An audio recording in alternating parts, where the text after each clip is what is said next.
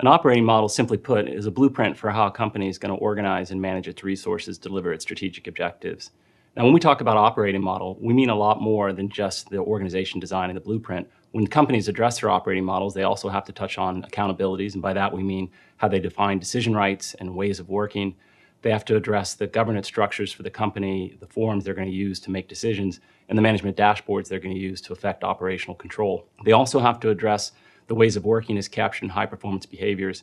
And finally, companies have to make sure that they integrate the people, processes, technologies, and tools to deliver the mission-critical capabilities.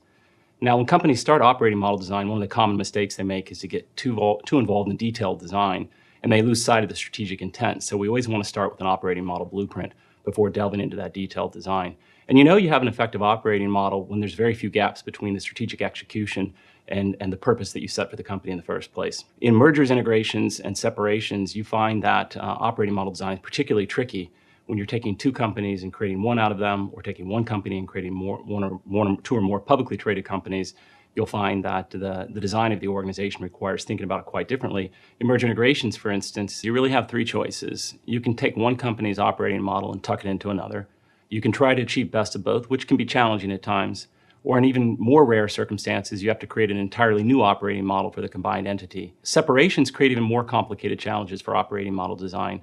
Each company has to undergo a process to take its strategy and fully align the organization and cost structure to the more refined strategy for that separated company. One of the challenges companies face in doing that is getting the right balance between day one readiness to be operationally effective and achieving organizational full potential. It's not surprising management teams find themselves very consumed with preparing for day one. It's a highly visible transaction. These are expensive. There's a lot of pressure on management teams to get that right. On the other hand, if you aren't thinking about organizational full potential, there's a decent chance that out of the starting blocks, you haven't set up the companies for success. Now, if you carefully plan, design the operating model, and think about the transition between the current state and the future state, it's definitely possible to achieve both day one operational readiness and organizational full potential.